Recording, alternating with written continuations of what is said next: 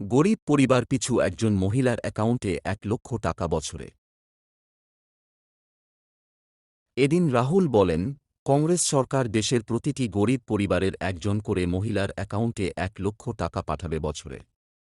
দারিদ্র্যসীমার নিচে যাঁরা থাকবেন, প্রতি বছর ১,০০,০০০ টাকা, অর্থাৎ মাসে ৮,৫০০ টাকা, তাঁদের অ্যাকাউন্টে খটাখট খটাখট করে ঢুকে পড়বে।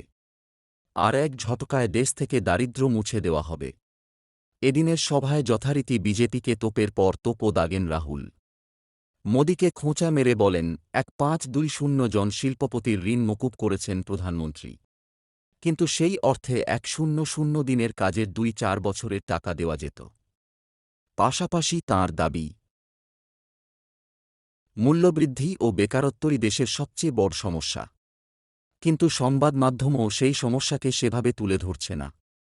ইলেকটোরাল বন্ড নিয়েও ক্ষোভ উগরে দিয়েছেন রাহুল। কংগ্রেস নেতার দাবি, শিল্পপতির থেকে বন্ডের মাধ্যমে বিজেপি টাকা নিলেও বন্ধ করে দেওয়া হয়েছে কংগ্রেসের অ্যাকাউন্টের লেনদেন।